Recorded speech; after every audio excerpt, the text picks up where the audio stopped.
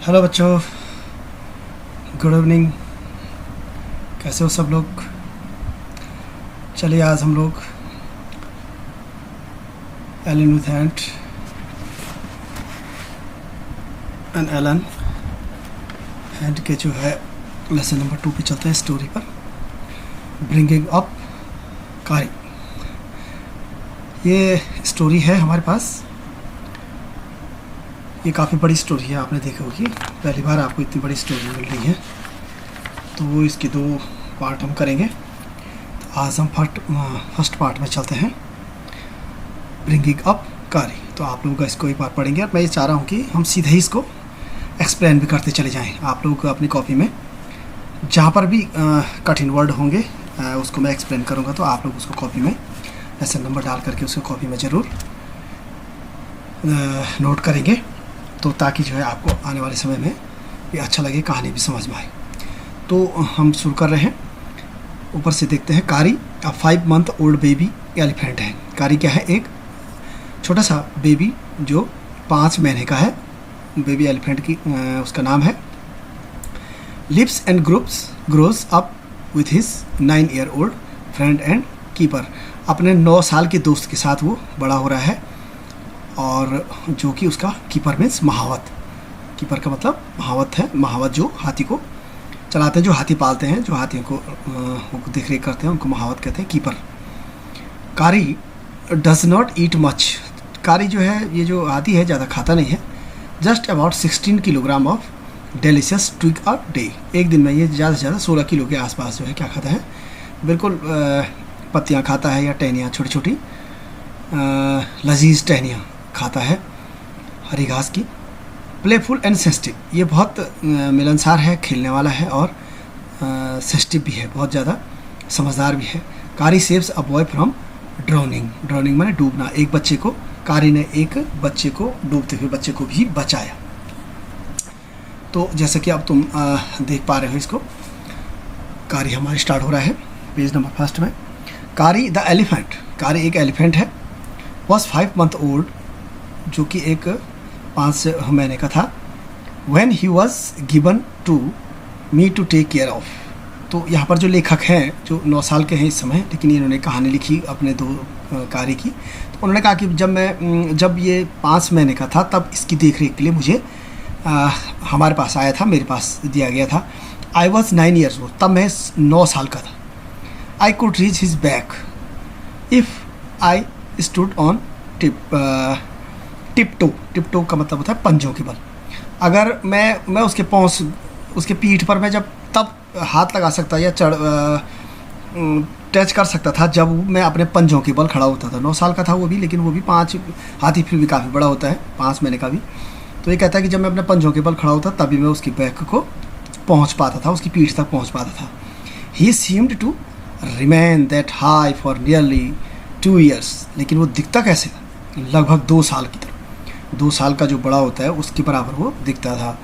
We grow together. हम दोनों बड़े हो रहे थे साथ साथ। That is probably why I never found out just now tall he was. इसलिए मैं संभवतः why I never found out, क्योंकि मैं उससे बड़ा कभी भी नहीं बन पाया। Just how tall he was tall he was. जितना लंबा वो था, तब तक उतना बड़ा मैं कभी उससे बन नहीं पाया। ही लिव्ड इन अ पेविलियन। और उसको रखते कहाँ थे हम? पिछवाड़े में, जो बरामदा, जो उनका जो बाड़ा होता था, पीछे का हिस्से का बाड़ा, पेविलियन, बाड़े में उसको रखते थे। Under a thatched roof. एक छप्पर होता था घास का, थैस्ड रूफ, जिसकी घास की वैसी वाली छप्पर की छत होती थी। विच रेस्टेड ऑन थिक 3 स्टम्प्स। वह चारों तरफ से 3 मोटे मोटे स्टम्प्स से, मतलब बम्बू जो, उसे चारों तरफ से उसको रखा रहता था। So that it could not fall in when Kari bumped against the poles as the moved out. और इसलिए इतना मोटे और ताकतवर उनको उसके रखे थे कि ताकि कभी भी जो है गिरे नहीं। जब कारी क्या है था, अपने सर से उसके बार बार मारता था, अपने सर को खुजाने के लिए किसी पर। उन बम्प्ड अगेंस्ट मतलब जोर जोर से उसको टकराता था अपने सिर को। बम्प्ड माने टकराना। तो उन पोल्स पे जब टकराता था, इसलिए वो कहीं गिरे नहीं, इसलिए उसको अच्छे मोटे मोटे उससे पोल्स से उसको रखा रहता था।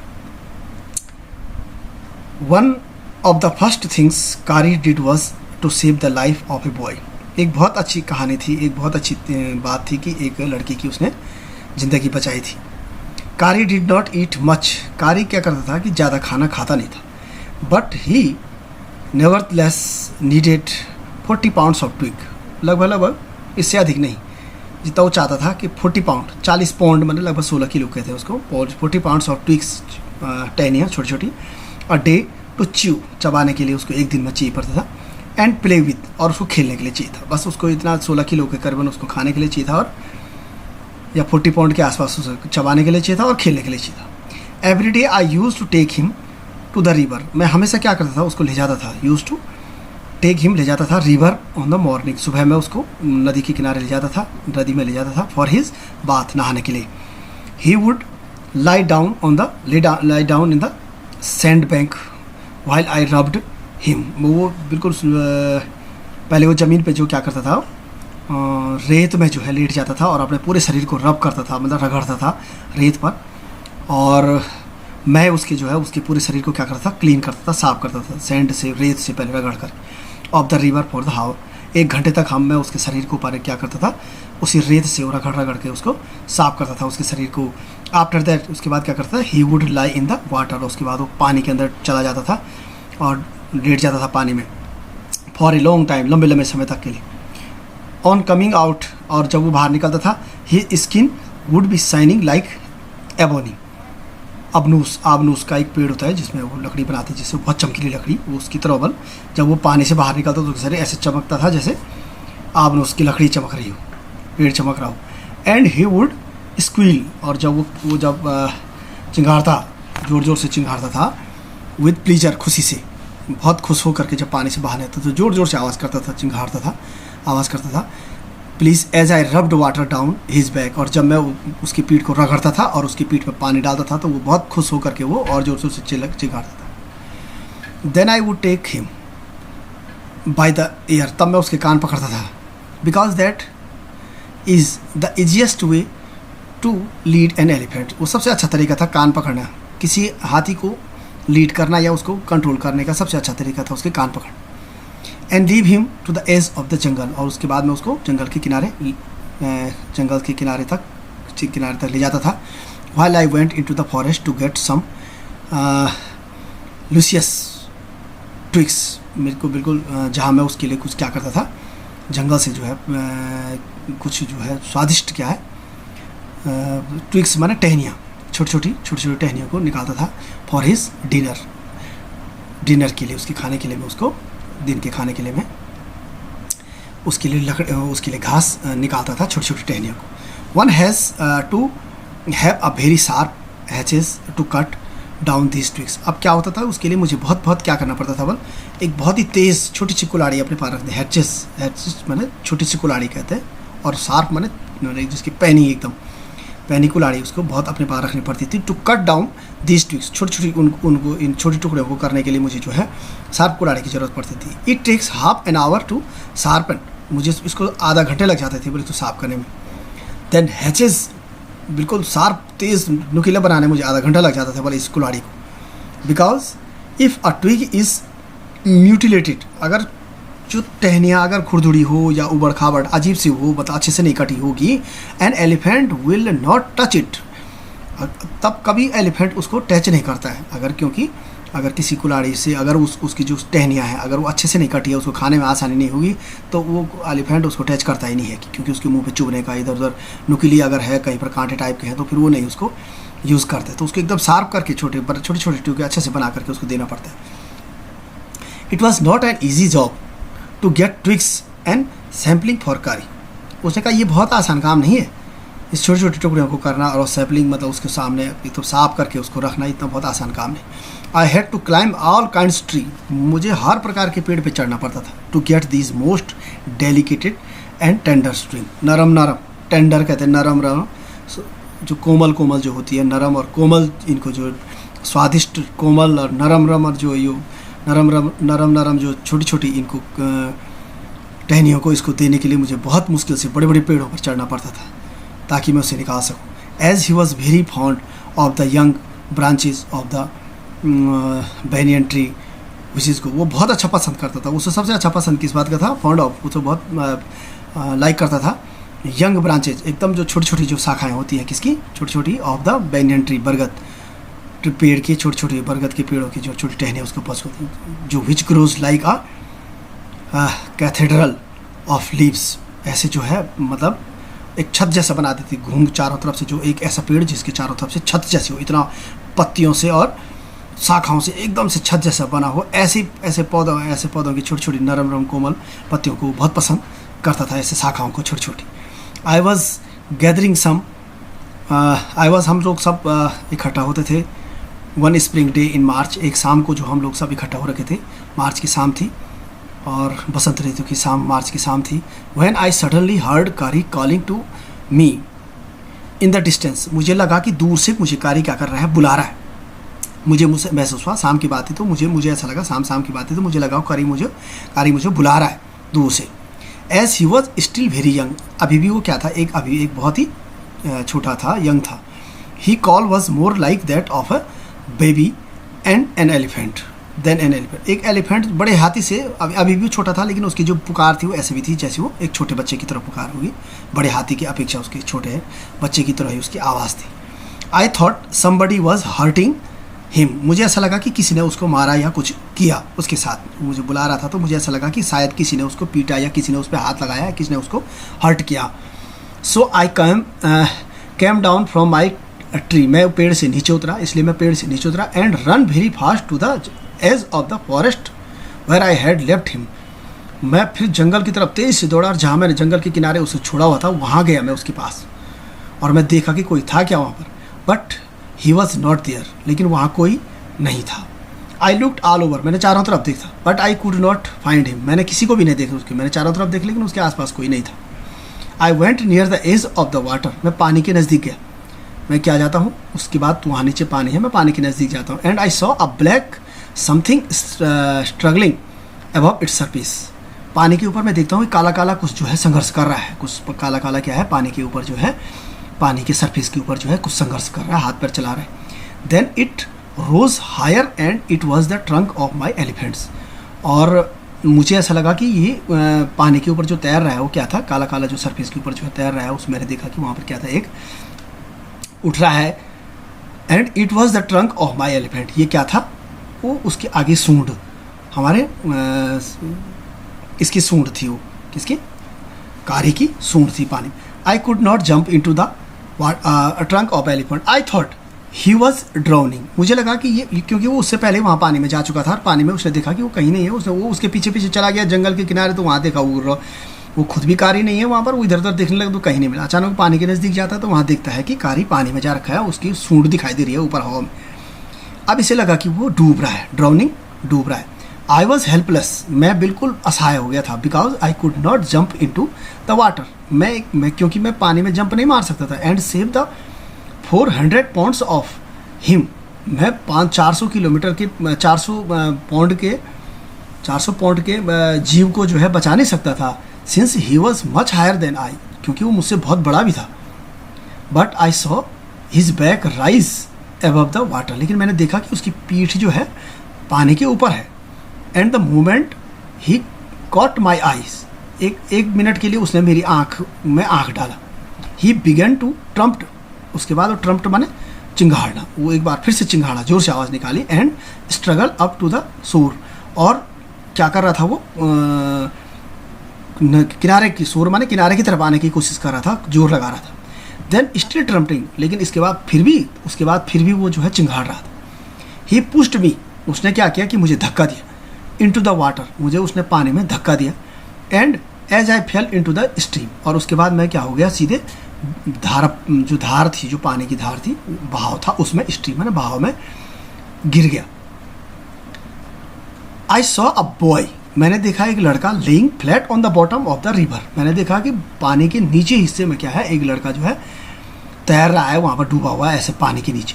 ही हैड नॉट ऑल दो टच्ड बॉटम, वो एक्चुअली वो पानी में ज़मीन पे तो नहीं चिपक रखा था, बट वॉज समवट एफ्लोट, थोड़ा नीचे डूबा हुआ था, थोड़ा ऊपर, मतलब ना तो नीचे था ना ऊपर था, इस तरह से वो आधा तैर रहा था। I came to the surface of the water to take my breath. मैं पानी के नीचे गया और मैंने सांस ली। एंड मैं पानी के नीचे जाने की कोशिश की, मैंने सांस ली और मैंने पानी के नीचे जाकर कुछ देयर करी वॉज स्टैंडिंग, जहाँ पर करी क्या था, खड़ा था। His feet planted as stand bank, उसके पैर ऐसे जमे हुए थे जैसे कोई जमा हुआ हो स्टैंड, सैंड बैंक, जमीन में मतलब रेत पे उसके पैर जोर से दबे हुए थे। And his trunk stretched out like a hand waiting for mine, और उसकी वो अपनी सूंड को, पैर को उसने जो है रेत में डुबा रखे थे और अपनी सूंड को मेरी तरफ लंबा कर रहा था, ताकि वो ऐसा सोच रहा था कि मैं उसको खींचूं।